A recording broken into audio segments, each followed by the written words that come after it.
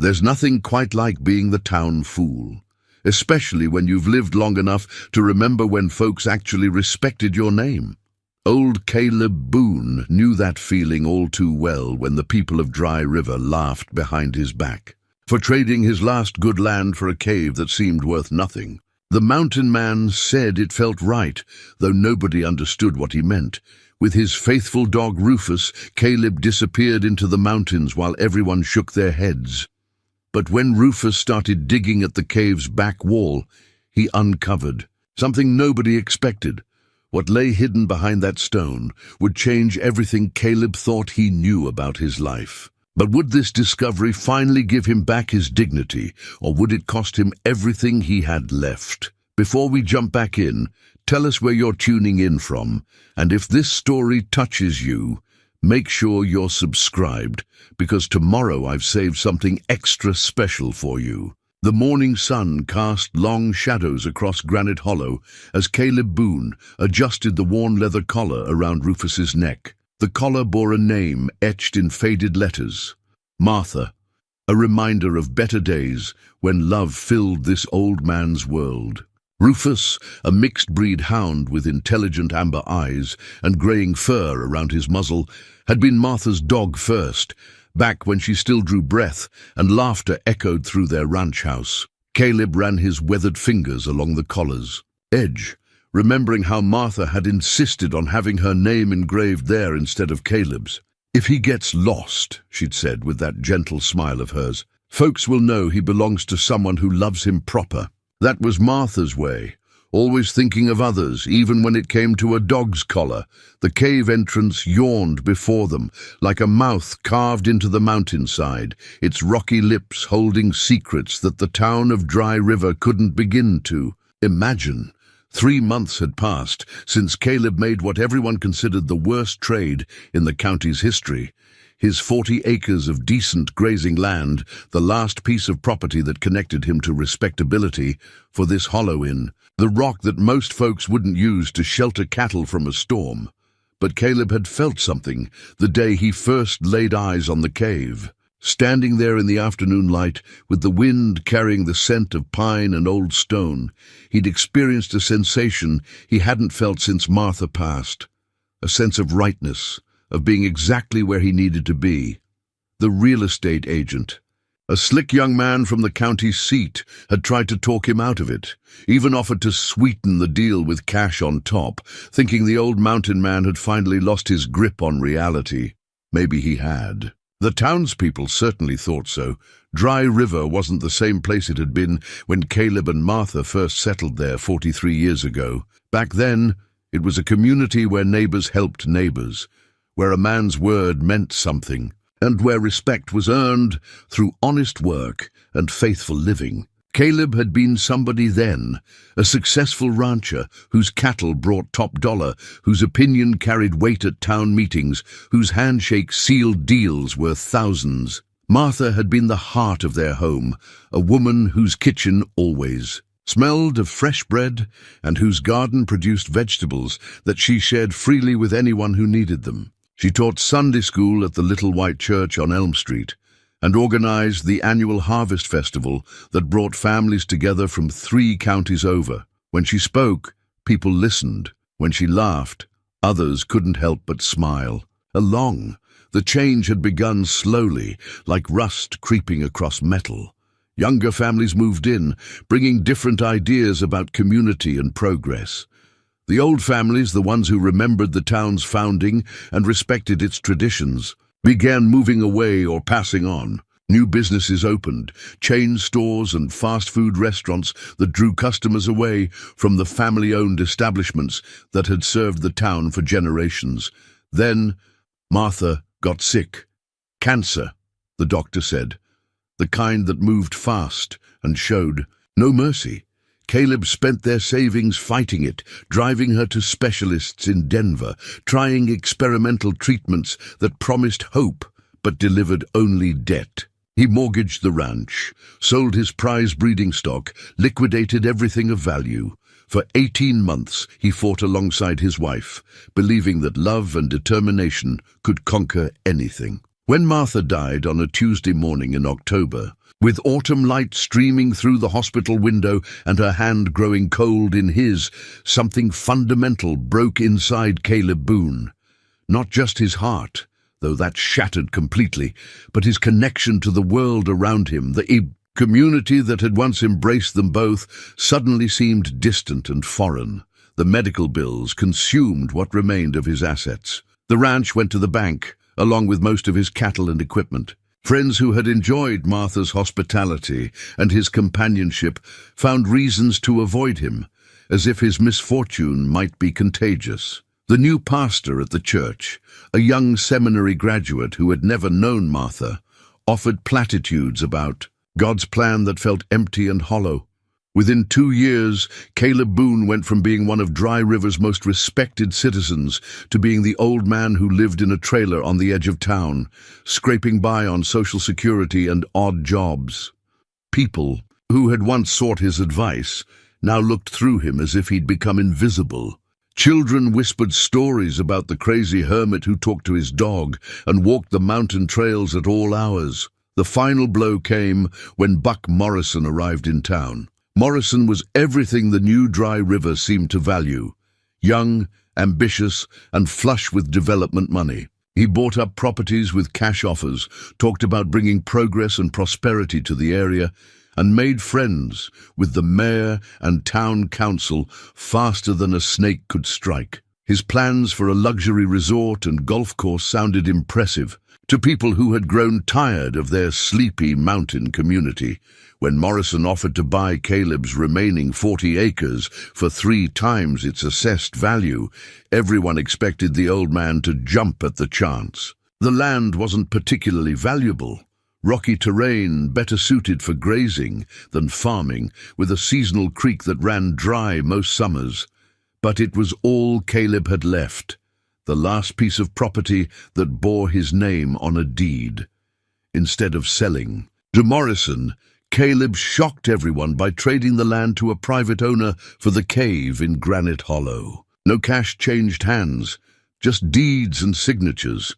The other party, an elderly widow from California who had inherited the cave from her great-uncle, was happy to trade it for usable land. She never asked why Caleb wanted a hole in the mountain, and Caleb never offered to explain.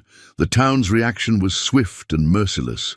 At Murphy's Diner, where the morning coffee crowd gathered to discuss local affairs, Caleb became the subject of head-shaking conversations about senility and poor judgment. Hardware store owner Jim Henley told anyone who would listen that he'd seen this kind of thing before, old folks making crazy decisions when grief finally caught up with them. Even Dr. Patricia Wells, who had known Caleb and Martha for 20 years, suggested gently that he might benefit from having someone help him manage his affairs. The implications stung worse than the words themselves. They thought he was incompetent, a danger to himself, someone who needed protection from his own decisions. But here in Granite Hollow, with Rufus pressed against his leg and the morning air, crisp with the promise of autumn, Caleb felt more clear-headed than he had in years. The cave stretched back into the mountainside farther than his flashlight could penetrate, its walls carved by water and time into smooth curves that caught and held sound. During their first week here, he'd discovered that the cave stayed a constant 58 degrees year-round, making it comfortable even on the hottest summer days. More importantly, he'd found peace in its silence. Away from the whispers and sideways glances of town, away from the constant reminders of what he'd lost and who he used to be, Caleb could simply exist. He'd set up a simple camp near the entrance. A sleeping bag, a small propane stove, some basic supplies. Rufus seemed content with the arrangement, spending his days exploring the surrounding woods and his evenings lying by Caleb's side as they watched the stars emerge over the mountain peaks. The cave itself held mysteries that grew, more intriguing the longer Caleb studied them. The main chamber was large enough to park a truck in, with several passages branching off into the mountain's depths. Some of these passages were natural, carved by underground streams, but others showed signs of human work. tool marks on the walls, carefully placed support timbers, the remains of old lantern brackets. Caleb had grown up hearing stories about the area's mining history. His grandfather, one of the original settlers, used to tell tales of prospectors who came through in the late 1800s, following rumors of gold deposits in the surrounding mountains. Most found nothing but worthless rock and broken dreams. A few struck it rich and moved on to easier diggings, and some, according to local legend, simply disappeared. The McAllister family was part of that legend. Thomas McAllister had claimed a section of Granite Hollow back in 1889, bringing his wife and 2 young children from Colorado to work a mine he was certain would make them wealthy. For a few months, they'd been regular visitors to Dry River, buying supplies and sharing stories of promising ore samples. Then, one autumn day, they simply vanished. Their camp was found abandoned, their equipment left behind, their fate unknown. Some said they'd moved on to better prospects in California.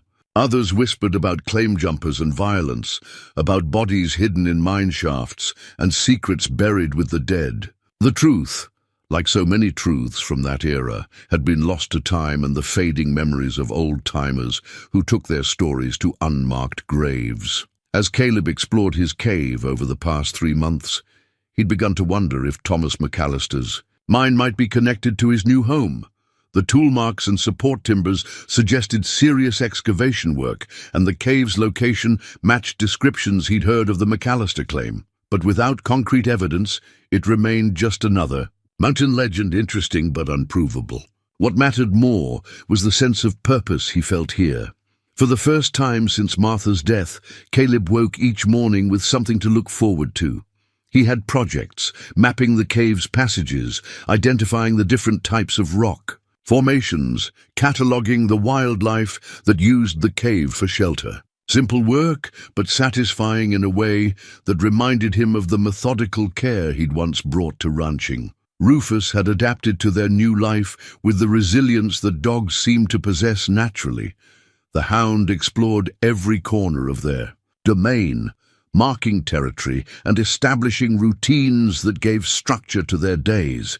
He'd appointed himself guardian of the cave entrance, barking at strangers but welcoming the occasional deer or elk that wandered through their hollow. Tati. Dog's presence was more than companionship. It was connection to Martha's memory and proof that love could outlast loss. When Caleb talked to Rufus, which he did frequently, he felt less alone in the world. When the dog pressed against his leg during cold mountain nights, warmth flowed between them that went deeper than shared body heat. Now, as autumn painted the aspen trees in shades of gold and the morning air carried the promise of winter, Caleb felt grateful for the choices that had brought them to this place. The townspeople might think him foolish, but their opinions mattered less with each passing day.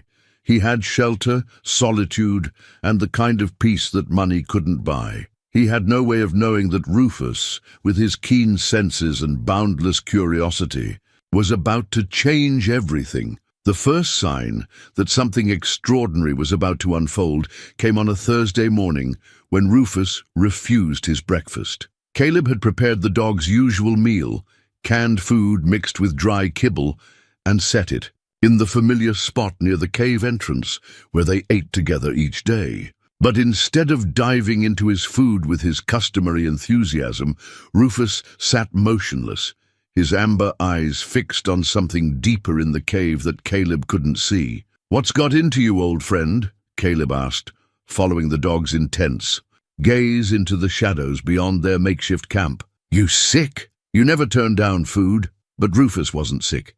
His nose twitched with interest, his ears perked forward with an alertness that spoke of discovery rather than illness. The dog stood and walked purposefully toward the back of the main chamber, where the cave narrowed into several smaller passages. Caleb had explored these passages during his first weeks here, finding nothing but solid rock walls and the occasional bat roost. Rufus stopped at the entrance to the leftmost passage, the one Caleb had dismissed as too narrow and unstable to investigate thoroughly. The dog began pawing at the base of the wall, his claws scraping against loose stones with a persistence that caught Caleb's attention. This wasn't random behavior. Rufus was focused on something specific, something that had triggered every hunting instinct in his aging body. "What you found there, boy?" Caleb approached with his flashlight, kneeling beside the dog, despite the protest from his arthritic knees. "Probably just a pack rat or some such." But as the beam of his flashlight illuminated the spot where Rufus was digging, Caleb felt his breath catch in his throat. The stones weren't naturally placed.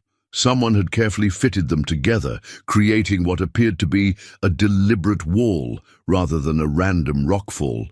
And between the stones, where Rufus's claws had dislodged some of the smaller pieces, cool air flowed with a steady current that suggested open space beyond. Caleb's pulse quickened as he examined the stonework more closely. The craftsmanship was crude but purposeful, the work of someone who knew enough about mining to create a proper seal, but who had worked quickly, perhaps under pressure. Some of the stones bore tool marks, evidence of hasty chiseling to make them fit together properly. Martha's voice echoed in his memory, warm with the enthusiasm she'd brought to local history. She'd spent hours in the county library, researching the stories of early settlers and the mining boom that had briefly transformed their quiet valley into a scene of frantic activity. "The McAllister family just vanished," she'd told him one evening, looking up from a collection of old newspaper clippings. Thomas McAllister filed claims on 3 different sites, but only worked one seriously. The others, he said, were for future development. Then they all disappeared, and nobody ever found out what happened to their main mine. Could this sealed passage be connected to that old mystery? Caleb had dismissed such thoughts as wishful thinking, but the evidence before him suggested otherwise. The location matched the general area described in the old stories, and the craftsmanship looked consistent with 1880s mining techniques. His hands trembled slightly as he reached into his jacket pocket and withdrew Martha's wedding ring. He'd carried it with him every day since her funeral, a simple gold band that represented 41 years of shared dreams and mutual devotion. In moments of uncertainty, touching the ring helped him feel connected to her wisdom and strength. Martha would have told him to investigate. She'd always been the curious one, the person who couldn't resist a mystery or an opportunity to uncover hidden truths. "Life's too short for wondering what if," she used to say. "If something calls to you, you owe it to yourself to find out why." Rufus continued pawing at the stones, his determination unwavering. The dog had found something significant. Caleb felt certain of that now. But removing the stones would require careful work, and at 74 years old he wasn't sure his body could handle the physical demands of excavation. Still, the possibility of discovery filled him with an energy he hadn't felt in years. If this passage led to something important, maybe even the lost McAllister mine, it could change everything. Not just his financial situation, though that would certainly matter, but his standing in a community that had written him off as a foolish old man. Over the next 3 days, Caleb worked methodically to remove the stone barrier. He started with the smallest pieces, testing the stability of the wall before attempting anything that might cause a dangerous collapse. Rufus supervised the work, occasionally nosing aside rocks that Caleb had loosened but maintaining his vigil. At the site, by Saturday afternoon, Caleb had created an opening large enough to squeeze through. The passage beyond was narrow but navigable, carved from living rock with the same mixture of natural formation and human modification he'd observed in the main chamber. His flashlight beam revealed wooden support beams, still solid after more than a century, and the scattered remains of mining equipment. 20 feet into the passage, Caleb found the first piece of concrete evidence that this was indeed a working mine. An old pickaxe lay against the wall where someone had dropped it, its wooden handle weathered but intact. Nearby, a canvas bag contained samples of quartz shot through with threads of gold that glittered in the flashlight beam. His heart pounded as he examined the samples. Even his untrained eye could see that the gold content was substantial, not just traces or fool's gold, but genuine precious metal in concentrations that would have excited any 19th century prospector. If the mine contained ore like this, in meaningful quantities, it represented wealth beyond anything Caleb had dared imagine. But the excitement was tempered by a growing sense of unease. Why had the passage been sealed so carefully? And why had the miners abandoned such valuable equipment and samples? The scene suggested hasty departure, as if the workers had left suddenly and never returned. Deeper investigation revealed more disturbing evidence. A leather satchel contained personal items, a pocket watch, a small Bible, a daguerreotype of a woman and 2 children that had to be the McAllister family. These weren't items a miner would leave behind voluntarily. They suggested tragedy, possibly violence.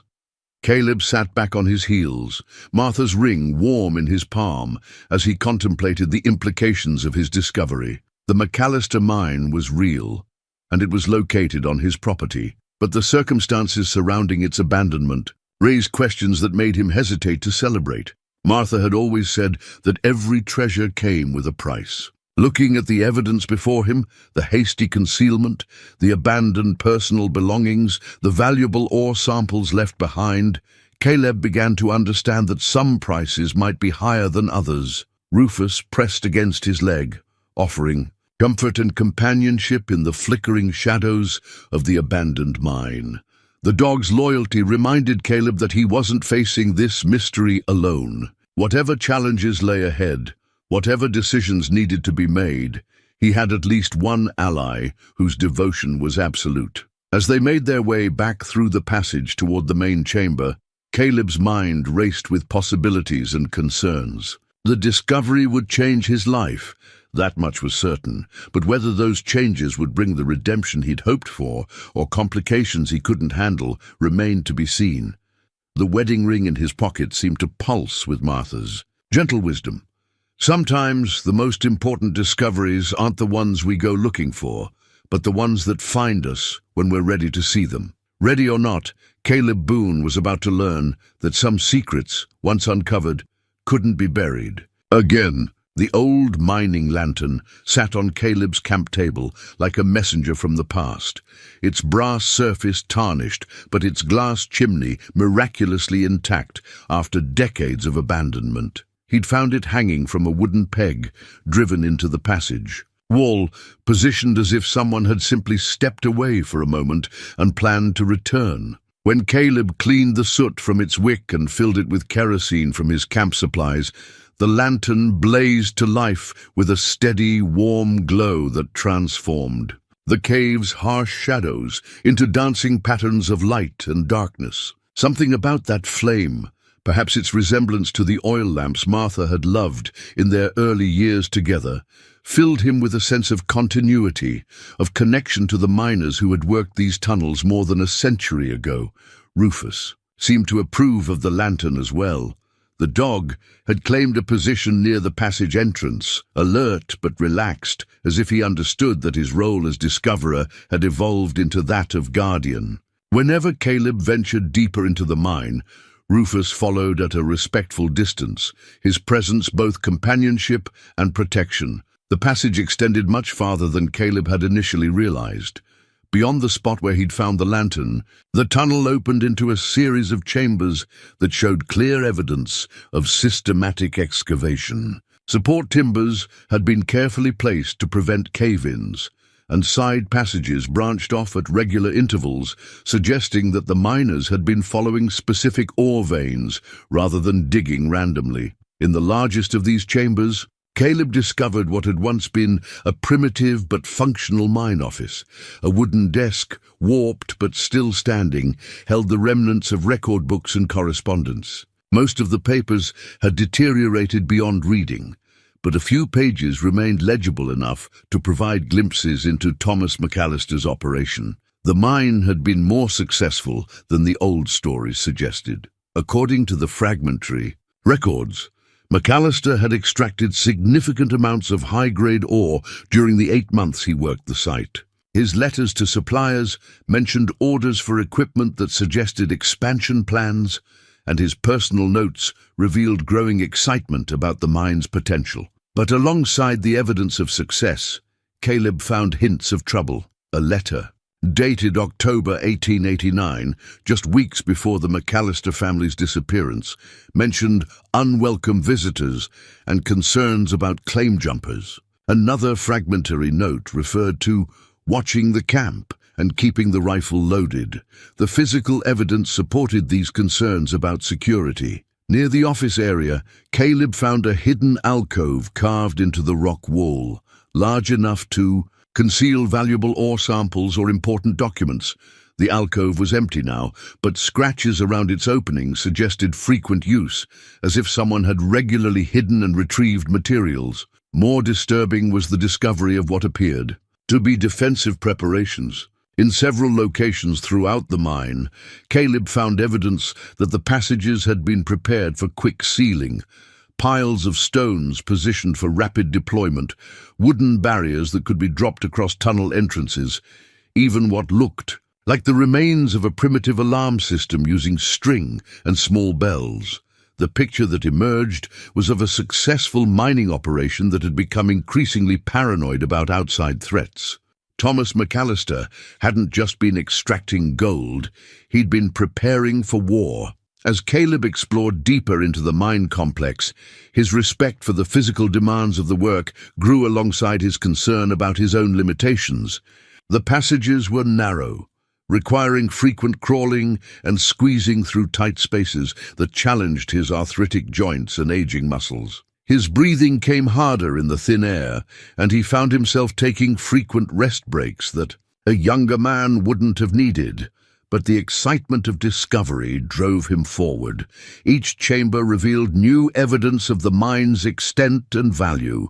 In one area, he found stockpiles of high-grade ore that McAllister had apparently been saving for transport to the nearest assay office. In another, he discovered the remains of a primitive smelting operation, complete with crucibles and molds for creating gold ingots. The most significant discovery came in what appeared to be the mine's deepest working area. Here, the walls showed evidence of a rich vein that had been systematically extracted, leaving behind cavities lined with quartz formations that still contained visible gold deposits. Even with his limited knowledge of geology, Caleb could see that this vein continued deeper into the mountain, suggesting that McAllister had barely begun to exploit the site's full potential.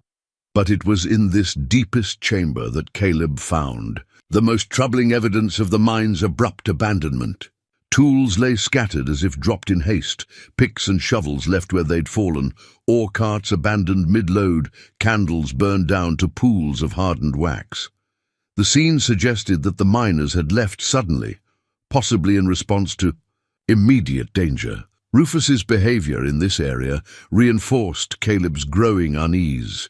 The usually confident dog became nervous and clingy, pressing close to Caleb's legs and occasionally whimpering at shadows that seemed empty to human eyes. Whatever had happened here had left traces that Rufus's keen senses could still detect. The physical toll of exploration was becoming apparent. By the end of each day, Caleb's joints ached from crawling through narrow passages, and his back protested against the constant bending and lifting required to examine the mine's contents. His flashlight batteries were depleting faster than he'd anticipated, and he realized he would need to make a trip to town for supplies soon. That prospect filled him with mixed emotions. He needed materials, fresh batteries, more kerosene for the lantern, perhaps some basic tools to help with excavation. But visiting Dry River meant facing the curious questions and sideways glances of townspeople who had already written him. Off as eccentric, how could he explain his sudden need for mining supplies without revealing his discovery? The question of secrecy weighed heavily on his mind. Part of him wanted to share the excitement of his find, to prove to the community that his trade hadn't been the act of a senile old fool. But Martha's voice in his memory counseled caution. Some things are too precious to share until you understand what they really mean. she'd said once, discussing a family secret that had remained hidden for decades. The McAllister mine was certainly precious, but its true meaning remained elusive. The evidence of sudden abandonment, the defensive preparations, the personal belongings left behind, all suggested a story more complex and dangerous than simple mining success. As Caleb sat in the main chamber that evening, the old lantern casting its warm glow across the cave walls, he made a decision. He would continue exploring, continue learning about the mine and its history. But he would do so carefully, quietly, until he understood not just what Thomas McAllister had found, but what had cost the man his life. Rufus settled beside him, the dog's steady presence a reminder that some loyalties transcended time and circumstance. Whatever secrets the mine held, whatever dangers it might represent, Caleb wouldn't face them alone. The lantern that had guided miners more than a century ago would light his path forward, and Rufus would guard his back. The McAllister family portrait stared back at Caleb through the cracked glass of its frame, their faces frozen in the formal poses that 19th-century photography demanded. Thomas McAllister stood behind his seated wife, his hand resting protectively on her shoulder, while two young children, a boy and a girl, flanked their mother with the solemn expressions that children of that era wore for cameras. Caleb had bound the portrait in what appeared to be the mine's main office area, carefully wrapped in oiled cloth and stored in a metal box that had protected it from moisture and decay. The preservation was remarkable. The faces clear enough that he could see Thomas McAllister's determined jaw and his wife's gentle eyes, features that spoke of people who had faced hardship with dignity and hope. But it was what he'd discovered alongside the portrait that truly captured his attention. The metal box contained documents that told the story of the McAllister family's final weeks in Granite Hollow, and that story was darker than the local legends had suggested. Thomas McAllister's journal, written in careful script on pages that had yellowed but remained readable, revealed a man growing increasingly desperate. The entries began with optimism about the mine's potential and excitement about the future he was building for his family. But as weeks passed, the tone shifted to concern, then fear, then barely controlled panic. October 12th, 1889, strangers watching the camp again today. Sarah spotted them on the ridge while hanging laundry. Same three men as before, but closer this time. They made no effort to hide themselves. October 18th, found evidence someone had been through our supplies while we were working the mine. Nothing taken, but everything disturbed. Sarah wants to leave. Can't blame her, but we're so close to something big. October 25th. Sheriff Bradley came by today. Says he's heard reports of trouble with claim jumpers in the area. Offered to post a man here for protection, but something about his manner didn't sit right. Sarah says I'm being paranoid. Maybe so, but better safe than sorry. The final entries painted a picture of a family under siege, trapped between the valuable mine they'd worked so hard to develop and the growing threats from people who wanted to take it from them. November 3rd, they came in the night, 3 men, maybe 4. Sarah heard them first, woke me from sleep. By the time I got the rifle, they were already at the mine entrance, shouted that they knew about the gold, demanded we turn over the claim. Papers, told them to clear out or face the consequences. November 5th, can't stay much longer. Sarah's right, the children are frightened, and I don't know how to protect them here. But if we leave, we lose everything. All these months of work, all the gold still in the ground.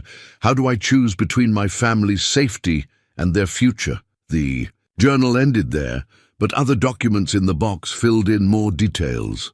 Letters from suppliers showed that Thomas had been preparing to expand his operation significantly. Orders for additional equipment, requests for assay services, inquiries about shipping arrangements for large quantities of ore. All suggested a man who believed he was on the verge of substantial wealth. More disturbing were the legal documents. Thomas had filed claims on 3 different sites in the area, but only one, the site where Caleb now stood, had been worked seriously. The other claims appeared to be defensive, filed to prevent competitors from establishing operations too close to his main mine. But someone had challenged those claims. Legal papers showed that a group of investors from Denver had disputed Thomas's filings claiming prior rights to the area. The investors were represented by a law firm with offices in Denver and Colorado Springs, and their challenge was supported by testimony from local residents who claimed Thomas had jumped their claims. Reading between the lines, Caleb began to understand what had happened. The McAllister family hadn't simply disappeared.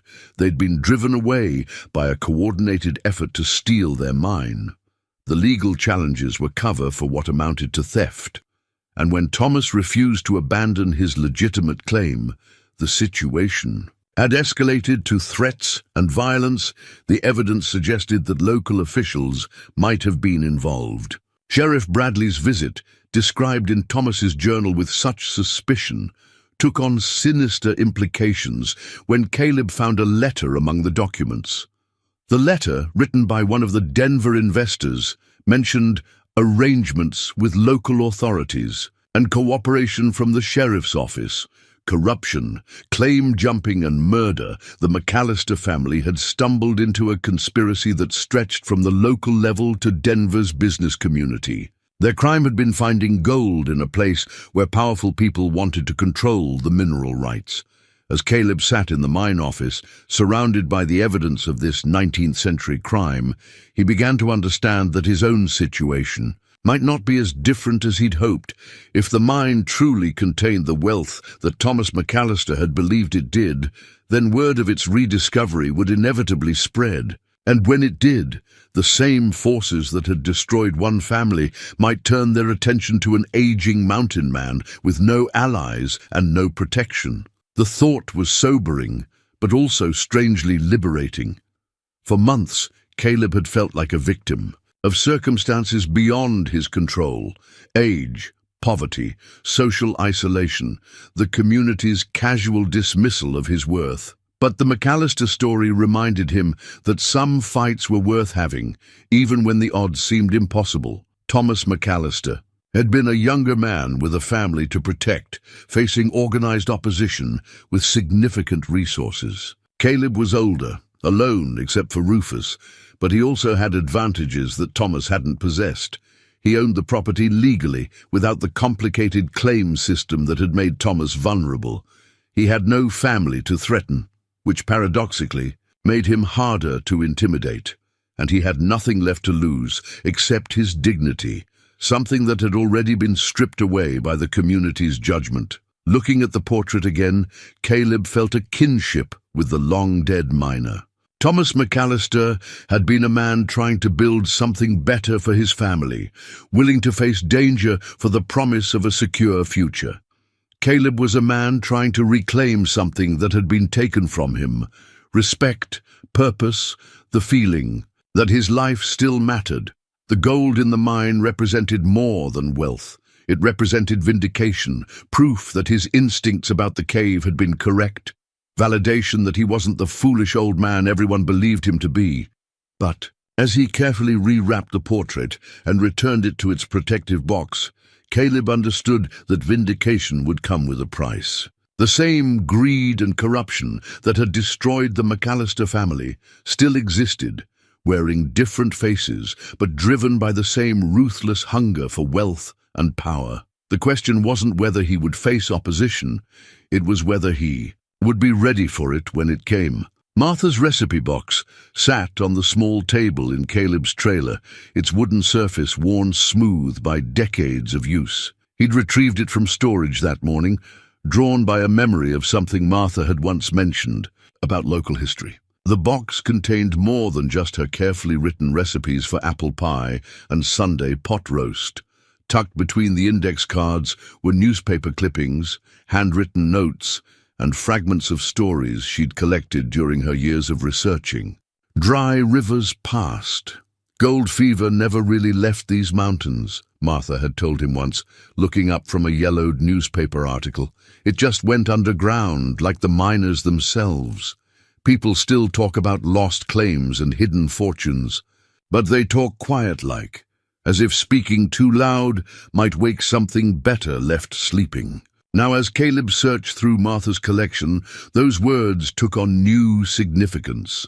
Among her notes, he found references to the McAllister family that painted a more complete picture than Thomas's journal alone could provide. Martha had interviewed elderly residents back in the 1980s, recording their stories before those memories disappeared forever. According to these accounts, the McAllister family's disappearance had divided the community. Some residents believed they'd simply moved on to better prospects in California, as many mining families did when their claims played out. But others whispered about violence, about bodies hidden in mine shafts, about powerful men who didn't hesitate to eliminate obstacles to their ambitions. One interview particularly caught Caleb's attention. Mrs. Eleanor Hendricks, who had been a young woman in 1889, told Martha about seeing Thomas McAllister in town just days before his family vanished. He was buying supplies like he was fixing to leave, she'd said, but not supplies for travel, supplies for a fight, ammunition, extra blankets, enough food to last weeks. When I asked if his family was all right, he just looked at me with the saddest eyes and said, "Sometimes a man's got to protect what's his, even if it costs him everything." That interview had been conducted 35 years ago. Mrs. Hendricks was long dead now, and her story would have died with her if Martha hadn't preserved it. But her words suggested that Thomas McAllister hadn't been driven away. He'd made a stand, and that stand had cost him his life and his family's future. The revelation reinforced Caleb's growing understanding that his discovery represented more than personal opportunity. The mine was evidence of a historical injustice, proof that corruption and violence had shaped their community's early development in ways that most residents never suspected. But understanding the past didn't solve the practical problems of the present. Caleb needed help. Someone with expertise in geology and mining, someone who could assess the mine's current value and potential. More importantly, he needed someone he could trust, because the wrong person could destroy his life as easily as the wrong word had destroyed the McAllister family. The answer came from an unexpected source. During his weekly trip to Murphy's Diner for supplies, Caleb overheard a conversation between Jim Henley from the hardware store and Dr. Patricia Wells about the new woman who'd taken over the county assay office. Sarah Chen recently arrived from Colorado with impressive credentials and a reputation for honest dealing. Smart as a whip, Dr. Wells was saying. Got her degree from the Colorado School of Mines, worked for some big operation in Cripple Creek before deciding she wanted a quieter life. Buck Morrison tried to hire her as a private consultant, offered her twice what the county pays, but she turned him down flat. The mention of Morrison's name made Caleb pay closer attention. If the development company owner had tried to hire the new assayer, it suggested that Morrison knew more about the area's mineral potential than his public statements indicated. And if Sarah Chen had refused his offer, it might mean she possessed both the expertise Caleb needed and the integrity to use it honestly. But approaching her would be risky. Any request for assay services would raise questions about what he'd found and where he'd found it. The county assay office wasn't known for discretion, and word of significant mineral deposits would spread through Dry River faster than wildfire. The solution came to him while he was cleaning Rufus's food bowl. Outside the trailer, the dog had been acting strangely for the past few days. Not sick exactly, but restless and anxious in a way that reminded Caleb of his behavior before discovering the sealed passage. Perhaps another visit to Dr. Wells for a routine checkup would provide cover for a casual conversation about the new assayer. Dr. Wells's veterinary clinic occupied a converted house on the edge of town, its waiting room filled with the comfortable chaos of pet owners and their animals. Caleb had been bringing his animals here for 20 years, and Patricia Wells had always treated both him and his pets with respect and genuine care. If anyone in Dry River might be sympathetic to an old man's unusual request, it would be her. "Rufus looks fine to me," Dr. Wells said after a thorough examination. A little grey around the muzzle, some stiffness in his hips, but nothing unusual. In for a dog his age. What's got you concerned? Caleb had prepared for this question. He's been acting different since we moved to the cave. More alert, like he's constantly listening for something. Just wanted to make sure the change of environment wasn't affecting his health. Dr. Wells nodded thoughtfully. Dogs are sensitive to changes in routine and surroundings. The cave probably has different sounds, smells, maybe even air pressure that he's still adjusting to. Have you noticed anything else unusual about the area? The question seemed innocent enough, but something in her tone suggested more than casual curiosity. Caleb decided to test the waters. Found some old mining equipment in the back passages. Nothing valuable, just rusty tools and such. Made me wonder about the history of the place. Interesting. Dr. Wells finished her notes and looked up at him with renewed attention. You know, Sarah Chen, our new county assayer, mentioned that she'd like to do some historical research on the area's mining activity. Purely academic interest, she said. Something about how 19th century mining techniques affected the local ecosystem. The opening was perfect, almost too perfect. Caleb wondered if Dr. Wells suspected more than she was saying, but decided to take the risk. Think she'd be interested in looking at what I found?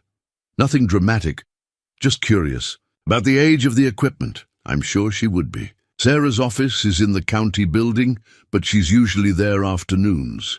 Very approachable woman, and she seems to appreciate the area's history.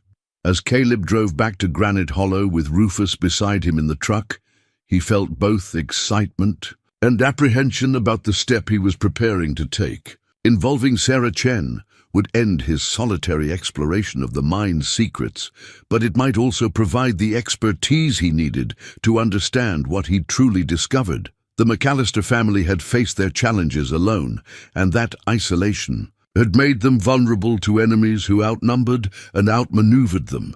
Caleb didn't intend to repeat their mistake. If Sarah Chen proved trustworthy, he might have found the ally he needed to navigate the dangerous waters ahead.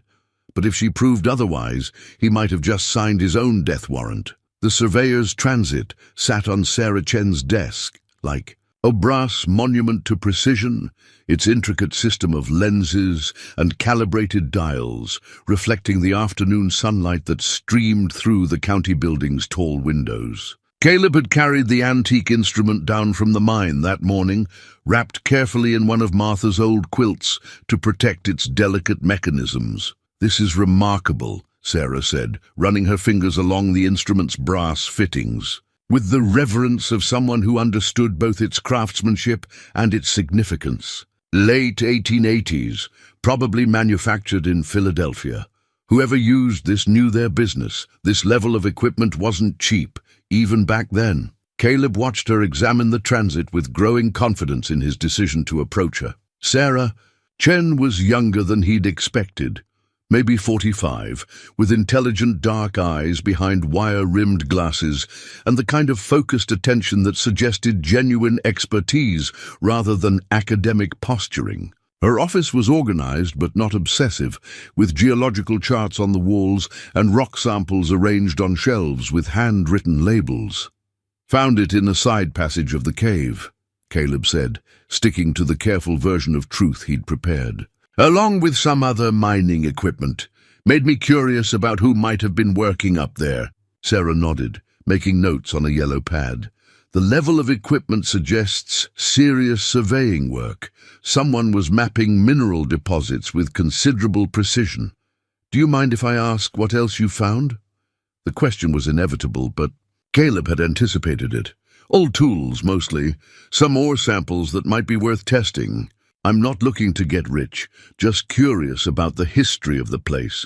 It wasn't entirely true, but it wasn't entirely false either. The wealth represented by the mine would change his life dramatically, but understanding its history had become almost as important as exploiting its resources. I'd be happy to do some preliminary testing, Sarah said. The county has arrangements for historical research that wouldn't cost you anything.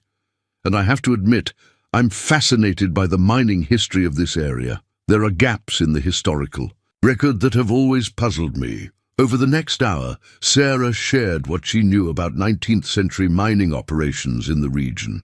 Her knowledge was extensive and detailed, covering everything from extraction techniques to the complex web of claims and legal disputes that had characterized the era. But when Caleb mentioned the McAllister family, her expression grew more serious. "That's one of the mysteries I'd like to solve," she said.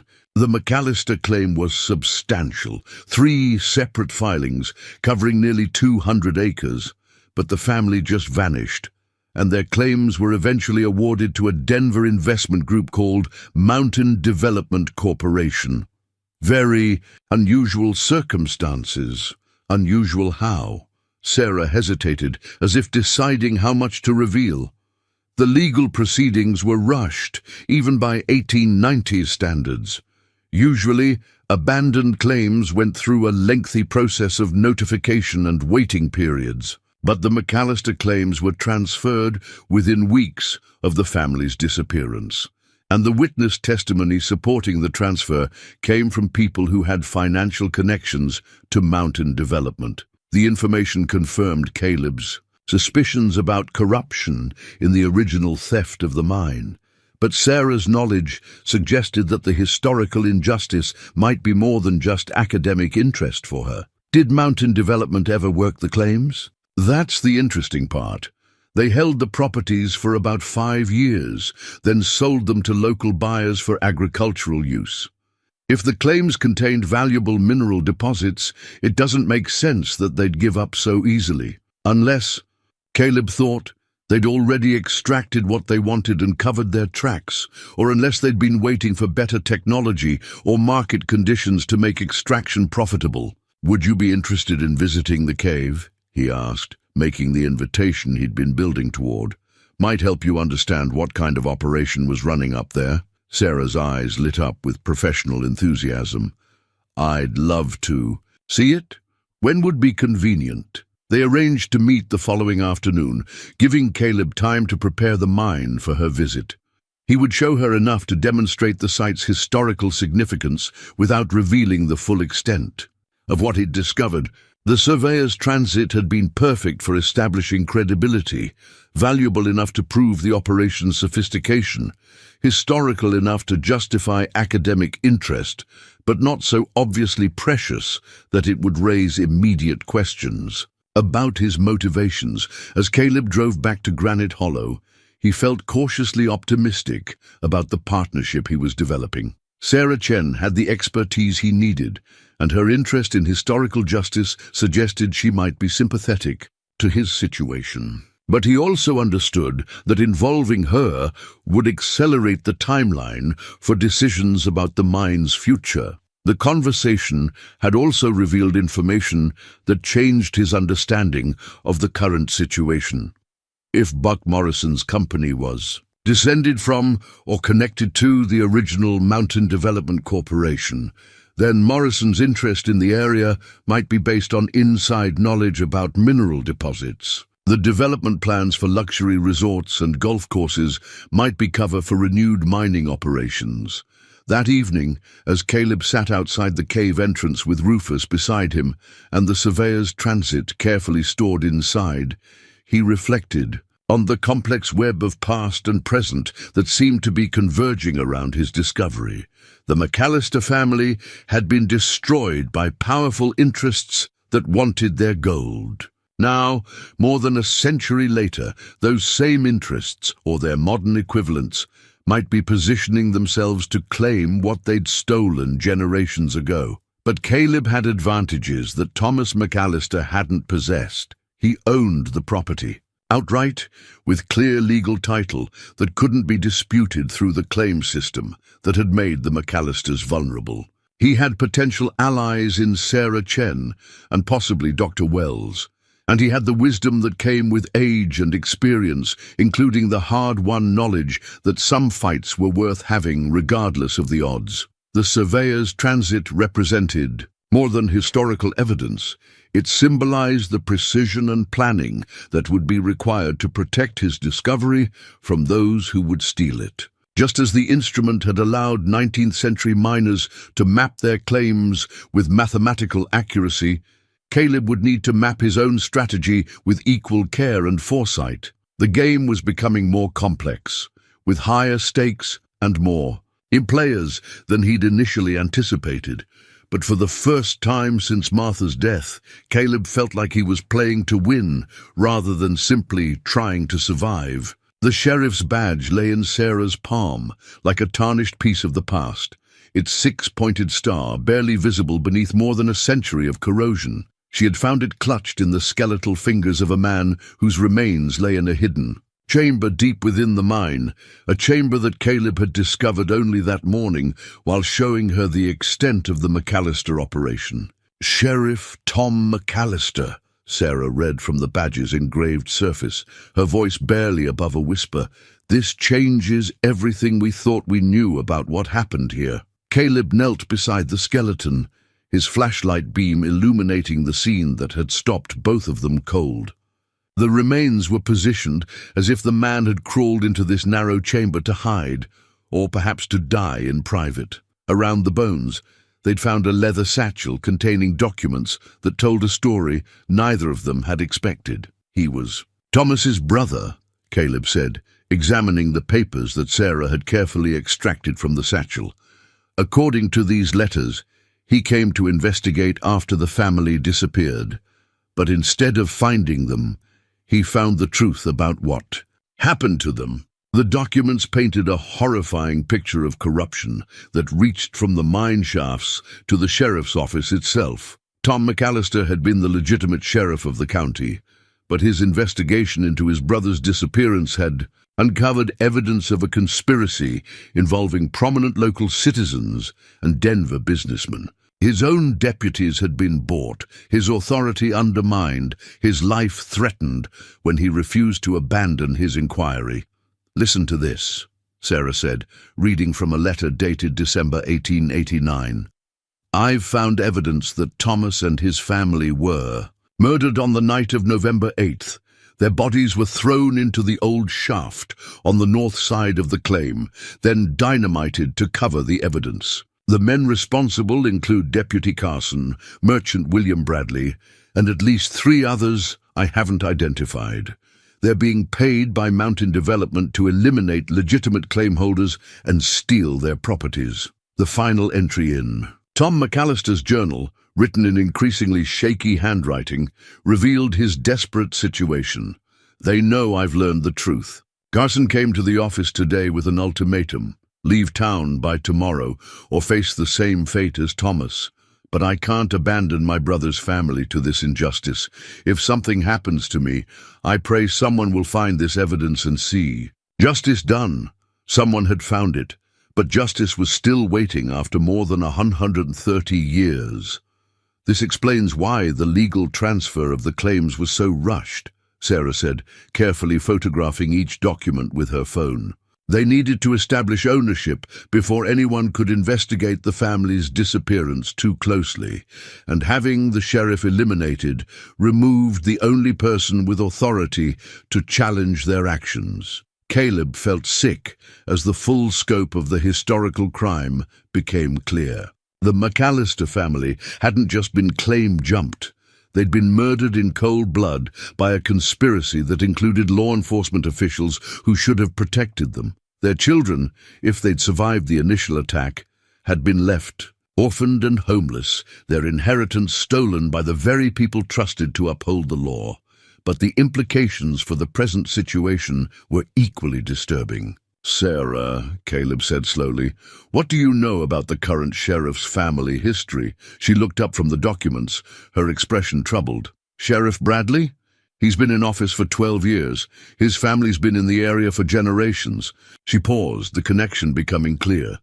"Bradley, like William Bradley, the merchant mentioned in these papers. His great-great-grandfather, probably. And Buck Morrison's development company could be connected to the original Mountain Development Corporation," Sarah finished. "We need to research the corporate lineage, but if there's a direct connection, it would explain Morrison's knowledge about mineral deposits in the area." The revelation transformed their understanding of the current situation.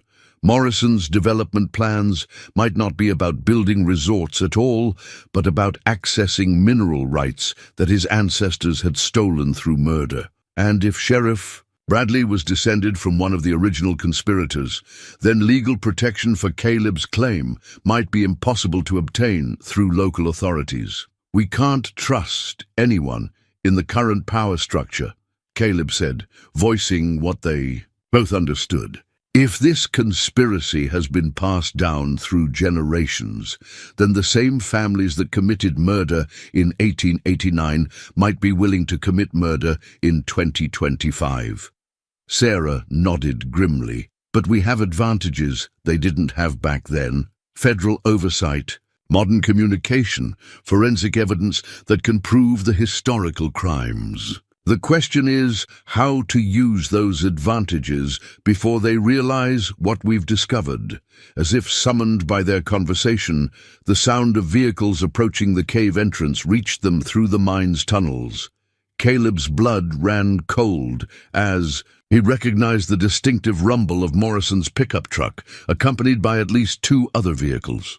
Through the cave entrance, he could see dust clouds rising from the access road he'd carved through the forest. "They've found us," he whispered to Sarah, extinguishing his flashlight and motioning for her to do the same. In the sudden darkness of the chamber, they could hear voices echoing from the main cave entrance, men calling Caleb's name with a false friendliness that fooled no one. "Caleb Boone!" Morrison's voice carried clearly through the tunnels. "Know you're in there, old man. Time we had ourselves a talk about that property of yours." Sarah gripped Caleb's arm, her voice barely audible. "Is there another way out?" Caleb thought frantically about the mine's layout. Most of the passages ended in solid rock or unsafe areas prone to collapse. But there was one possibility, a chimney shaft that Thomas McAllister had carved as an escape route, probably in response to the same kind of threats they now faced. "Maybe," he whispered, "but it's dangerous, and I don't know if we can make it with the evidence." "The evidence is more important than we are," Sarah replied, carefully sealing the documents back into their protective containers. "This is proof of multiple murders and a conspiracy that's lasted more than a century. If we don't survive to get this to federal authorities, justice will never be done." The voices were getting closer, and Caleb could hear the sound of flashlights clicking on as Morrison's men entered the mine tunnels. Soon they would discover the passage to the deeper chambers, and then escape would become impossible. Rufus pressed against Caleb's leg, the dog's loyalty unchanged despite the danger. In that moment, Caleb understood that his choice was the same. When Tom McAllister had faced more than a century ago, abandon the evidence and live as a coward, or risk everything for the chance to see justice done. But unlike Tom McAllister, Caleb wasn't facing this choice alone. He had Sarah's expertise, Rufus's loyalty, and the advantage of knowing exactly who his enemies were and what they were capable of. "Follow me," he whispered, leading Sarah toward the narrow shaft that might be their only hope of survival. "And pray that shaft hasn't collapsed in the last 130 years. Behind them, Morrison's voice echoed through the tunnels with increasing menace. "We know you found something valuable up here, Boone. Don't make this harder than it has to be." Martha's wedding quilt lay spread across the kitchen table in Sarah. Jen's small house on the outskirts of Dry River, its intricate pattern of interlocking rings serving as the foundation for their desperate planning session. They had escaped the mine through Tom McAllister's emergency shaft, emerging 300 yards away in a tangle of brush and fallen timber that had concealed the exit for more than a century. Now, 12 hours later, they were using the quilt as both a map and a signal system for the most important gamble of their lives. "The red squares represent safe houses," Sarah explained, marking locations on the quilt with small safety pins. "People we can trust absolutely. The blue squares, or potential allies, folks who might help if they understand what's at stake." And the black squares, she pointed to several pins scattered across the quilt's border.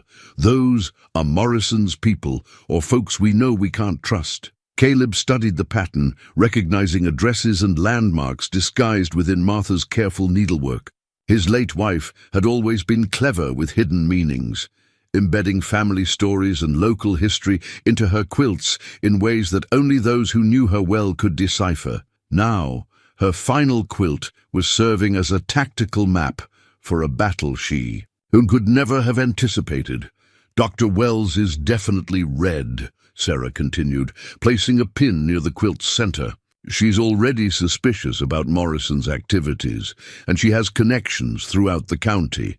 The retired mining engineer, Frank Rodriguez, he's red too, lives up on Timber Ridge, has his own beef with development companies. What about the federal authorities? Caleb asked, examining the evidence they'd smuggled out of the mine. Tom McAllister's badge, the original documents, photographs of the crime scene, everything they needed to prove the historical murders and expose the current conspiracy. I've been in contact with the FBI's Denver field office and the Bureau of Land Management, Sarah replied. They're interested, but federal bureaucracy moves slowly. They want to send investigators next week to examine the evidence and interview witnesses. That gives Morrison at least 5 days to eliminate us and destroy the mine. 5 days might as well be 5 years, Caleb thought grimly. Morrison had already demonstrated his willingness to use violence, and the discovery that Sheriff Bradley couldn't be trusted meant they had no local law enforcement protection. Worse, Morrison's men had surely found evidence of their escape route by now, which meant their current hideout was temporary at best. We need to force Morrison's hand, Caleb said, voicing the conclusion that had been building in his mind since their escape. Make him act openly, where witnesses can see what he's really doing. Sarah looked up from the quilt with concern. That's incredibly dangerous. If Morrison feels cornered, he might decide that eliminating witnesses is his only option. These people have been covering up murders for over a century. What's a few more bodies to them? Maybe, Caleb acknowledged. But right now, we're playing their game, hiding and running while they control the narrative. We need to change the rules, make this public before they can spin it their way. The plan that emerged over the next several hours was audacious in its simplicity and terrifying in its risks. They would return to the mine openly during daylight hours, with as many witnesses as possible. Sarah would contact the press, the State Geological Survey, anyone who might be interested in a significant archaeological discovery. Meanwhile, Caleb would reach out to the small network of people who had known and respected Martha, asking them to serve as observers and witnesses to whatever happened next. The key is timing, Sarah explained, using Martha's quilt to illustrate the coordination required. We need everyone to arrive at roughly the same time before Morrison can isolate us or control access to the site. If we can get enough people up there, including reporters and state officials, he won't dare use violence openly. And if we can't? Sarah's expression was grim but determined. Then we make sure the evidence gets to federal authorities, even if we don't survive to testify. I've already uploaded everything to secure servers with instructions for automatic release if I don't check in every 12 hours. The rest of the day was spent in careful preparation. Sarah used her professional contacts to generate interest in what she described as a significant historical discovery with implications for land use and mineral rights. Caleb made phone calls to people who had known Martha, explaining that he'd found something she would have wanted them to see, something that honored the memory of families who had been wronged. Dr. Patricia Wells was the first to commit to attending. Martha always said this valley held secrets that needed telling, she said over the phone. If you found something that important, I'll be there. Frank Rodriguez, the retired mining engineer, was equally supportive. Been wondering about that area for 40 years, he admitted. Geological surveys never made sense for the mineral, content that was supposed to be there. Time somebody took a proper look. By evening, they had commitments from 12 people to meet at the mine the following afternoon.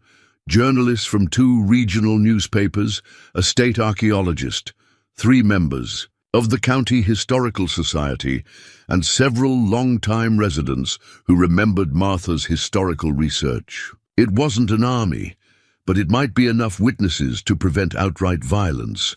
The most difficult call was to Buck Morrison himself. "Mr. Morrison," Sarah said, using her office phone to make the contact seem official. "This is Sarah Chen from the County Assay Office. I'm calling to inform you about a significant historical discovery on property adjacent to your development plans. As a courtesy to major landowners in the area, I wanted to invite you to attend a presentation tomorrow afternoon." Morrison's response was immediate and suspicious. "What kind of discovery? And why wasn't I contacted earlier if this affects my property? It's related to 19th century mining operations and may have implications for mineral rights in the area. The presentation is at 2 p.m. at the Granite Hollow site. I'm sure a businessman of your stature would want to understand any factors that might affect future development." There was a long pause before Morrison replied, "I'll be there, and I'll be bringing my legal representatives to ensure my interests are protected." After Sarah hung up, she and Caleb sat in silence for several minutes, both understanding that they had just committed themselves to a confrontation that would determine not only their own fates, but the resolution of an injustice that had festered for more than a century. "You sure about this?" Caleb asked, touching the corner of Martha's quilt where a ring pattern seemed to glow in the lamplight. "We could still turn everything over to the FBI and let them handle it, and watch Morrison destroy the evidence while federal investigators spend months processing paperwork." Sarah shook her head.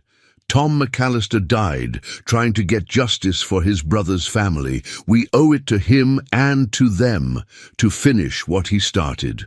Caleb nodded, drawing strength from the memory of Martha's unwavering commitment to doing what was right, regardless of personal cost. She had taught Sunday school for 30 years, not because it was easy or profitable, but because she believed children deserved moral guidance. She had organized community service projects not for recognition, but because neighbors should help neighbors. And she had spent countless hours researching local history, not for academic acclaim, but because she believed the truth mattered. Now her quilt was serving as the battle plan for a fight she would have supported completely, a struggle between justice and corruption that would determine whether the McAllister family's sacrifice had any lasting meaning. As they prepared for sleep in Sarah's guest room, Rufus curled up beside Caleb's bed, like a guardian against the darkness. The old dog seemed to understand that tomorrow would bring danger, but his presence was steady and reassuring. Whatever happened at the mine, Caleb wouldn't face it alone. Outside, a cold wind rattled the windows and set the autumn leaves dancing, in patterns that reminded Caleb of Martha's quilt rings, circles of connection that bound past to present, justice to memory, love to the courage required to defend it. Tomorrow, one way or another, the long wait for justice would finally end. The dynamite cache sat in its original wooden crate like sleeping thunder, each stick wrapped in waxy paper, that had somehow survived more than a century in the mine's dry air. Caleb had discovered it during his final survey of the mine's defenses, hidden in an alcove that Thomas McAllister had prepared for exactly the kind of confrontation that was about to unfold. The irony wasn't lost on him. He was preparing to use the long-dead miner's own explosives to protect the mine from the same families that had murdered Thomas and his children. The dynamite represented more than defensive capability. It was the power of truth itself, explosive and dangerous to those who would suppress it. "You don't have to do this," Sarah said for the 3rd time that morning as they positioned the charges at strategic points throughout the mine complex. "We have enough witnesses coming. Morrison won't dare try anything violent with reporters and state officials present." Caleb continued his work, his weathered hands steady despite the magnitude of what he was preparing. Morrison's family has been getting away with murder for over 130 years. You think they'll stop now when they're this close to claiming the biggest prize of all? At 1:30 p.m., the first vehicles began arriving at the mine site. Dr. Wells drove, up in her veterinary van, followed by Frank Rodriguez in a battered pickup truck that had seen decades of mountain roads. The journalists came next, a young woman from the Denver Post and a grizzled veteran from the local paper who remembered Martha's historical articles. By 2 p.m., 12 people had gathered at the cave entrance, creating exactly the kind of public witness situation that Caleb and Sarah had hoped for. The state archaeologist was documenting everything with professional photographs, while the Historical Society members examined the 19th century mining equipment with obvious excitement. "Ladies and gentlemen," Sarah began, standing before the assembled group with Tom McAllister's badge glinting in the afternoon sunlight, "what you're about to see represents one of the most significant historical discoveries in Colorado mining history, and possibly one of the most important unsolved crimes of the territorial period." That's when Buck Morrison arrived. His convoy of 3 black SUVs roared up the mountain road like invading vehicles, disgorging 8 men in dark clothing, who positioned themselves around the cave entrance with military precision. Morrison himself stepped out of the lead vehicle wearing an expensive suit that looked absurdly out of place in the mountain wilderness, his face twisted with barely controlled rage. "This gathering is trespassing on private property," he announced, loudly, striding toward the group with his men flanking him. "I'm ordering all of you to leave immediately or face criminal prosecution." The journalists immediately began taking photographs and video, while Dr. Wells stepped forward with the calm authority of someone who had dealt with aggressive behavior for decades. "Mr. Morrison, this is a lawful archaeological investigation. On property owned by Mr. Boone, you have no authority to order anyone to leave." "We'll see about that," Morrison snarled, pulling out his phone. "Sheriff Bradley, this is Buck Morrison. I need you at the Granite Hollow site immediately. We have a situation involving trespassers and possible theft of mineral resources." Caleb felt his blood run cold. If Sheriff Bradley arrived with deputies, the situation would shift dramatically in Morrison's favor. Local law enforcement could order the witnesses to leave, control access to the evidence, and give Morrison's men the cover they needed to eliminate the threat to their century-old conspiracy. "Sarah," he said quietly, "time to show them what we found." Sarah nodded and began leading the group toward the mine entrance. But Morrison's men moved to block their path. The confrontation was escalating exactly as Caleb had feared. Witnesses or no witnesses, Morrison was prepared to use force to protect his family's secret. "Nobody goes into that cave," one of Morrison's men announced, his hand resting meaningfully on a concealed weapon. "This is private business." Frank Rodriguez, despite being in his 70s, stepped forward with the confidence of a man who had faced down dangerous situations in mines around the world. "Son, I've been examining mineral deposits since before you were born. If there's something in that cave worth killing for, then it's something worth dying for too."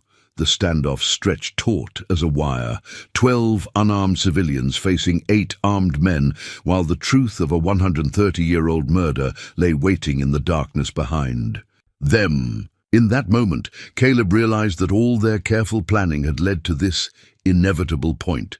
The same choice that Thomas McAllister and his brother Tom had faced more than a century ago: fight for justice and risk everything, or surrender to corruption and let evil triumph.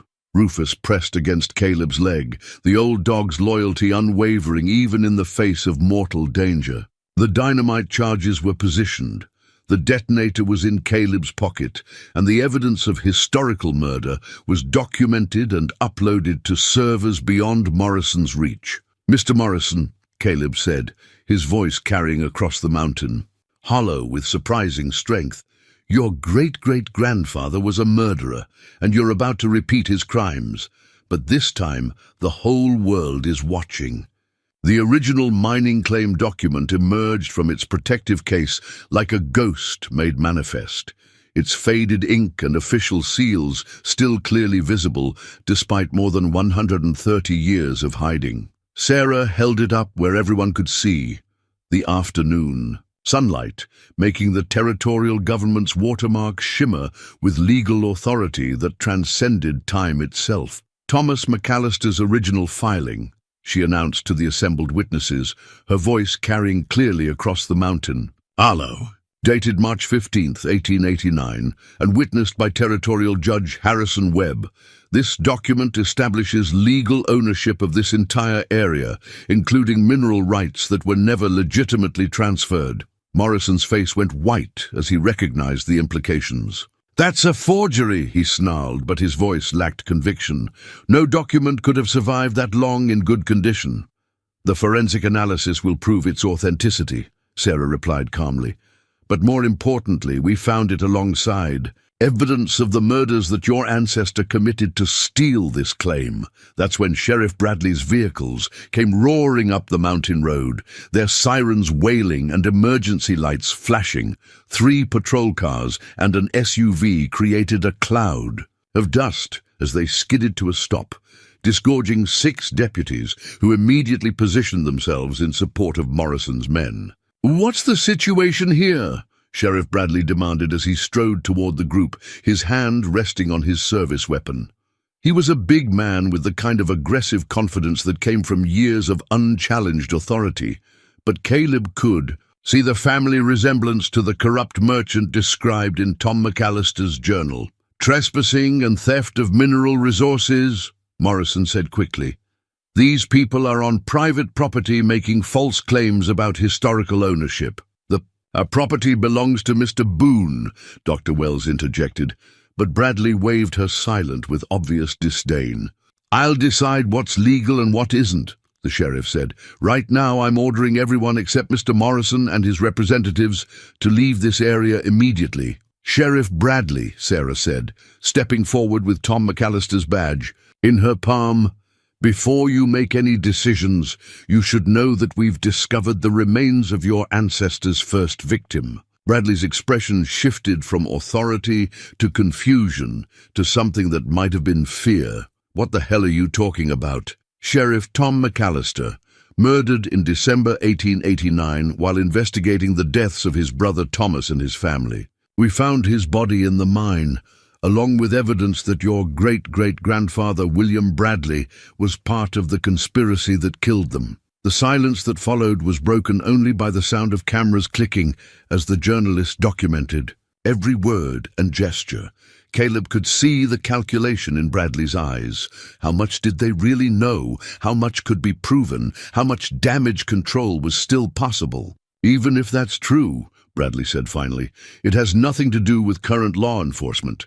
I'm ordering this area cleared for public safety reasons." "Actually, Sheriff, it has everything to do with current law enforcement," said a new voice from behind the group. Everyone turned to see 3 people in FBI windbreakers walking up the mountain path, led by a woman with short gray hair and the kind of quiet authority that came from decades of federal investigation experience. "Special Agent Maria Santos, FBI Denver Field Office," the woman announced, displaying her credentials.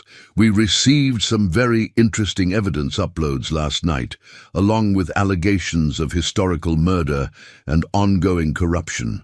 We're here to secure the crime scene and interview witnesses." Morrison's men shifted nervously, their earlier confidence evaporating as federal authority superseded local jurisdiction. Sheriff Bradley's face went through several shades of red as he realized that his family's 130-year-old secret was about to become a federal case. "This is harassment," Morrison protested, but his voice cracked with desperation.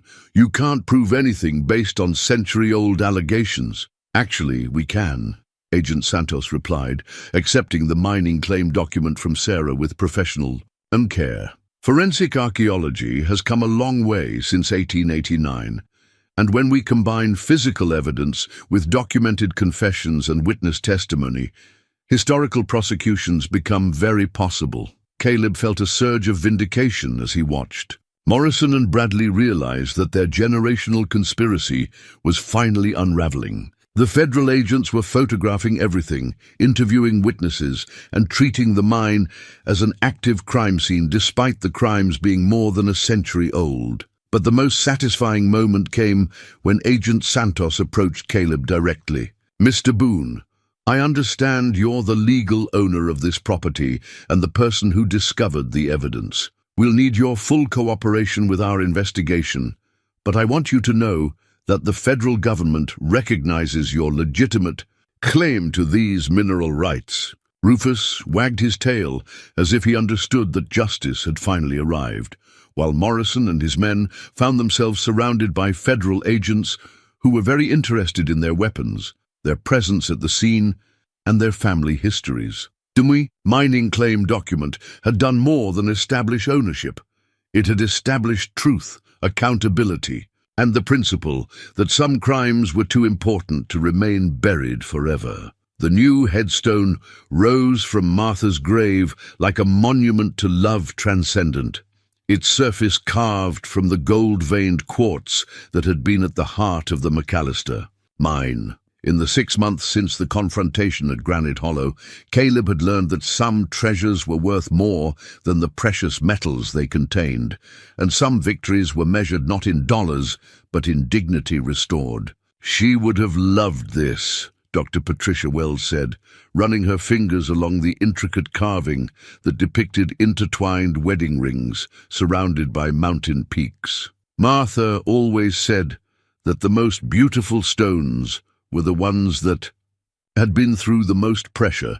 Caleb nodded, adjusting the collar around Rufus's neck, still bearing Martha's name after all these years, but now accompanied by a small gold tag that read, "Guardian of Truth." The old dog had become something of a celebrity after the story broke in newspapers across the country, but he seemed to take the attention in stride, more interested in the steady routine of their new life than in the occasional photographer, who still showed up at the mine.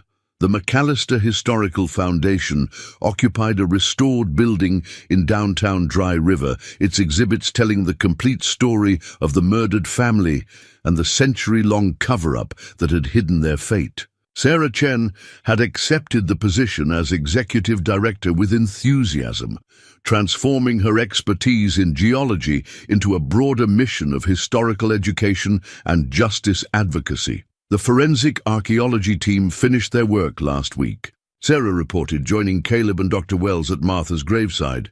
They've confirmed the identities of all 5 victims: Thomas, his wife Catherine, their children Mary and James, and Sheriff Tom McAllister. The physical evidence supports everything we found in the documents, including the cause of death and the timeline of the murders. The federal investigation had been swift and thorough.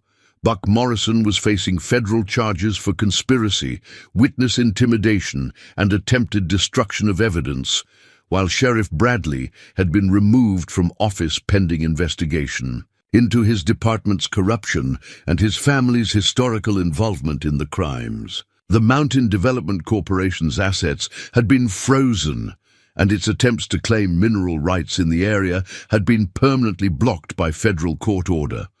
But for Caleb, the most important outcome had been the quiet transformation of his own life and his relationship with the community that had once dismissed him as a foolish old man. The mine itself had been converted into a memorial and educational center rather than a commercial operation. While geological surveys had confirmed that the gold deposits were indeed worth the estimated $137 million, Caleb had chosen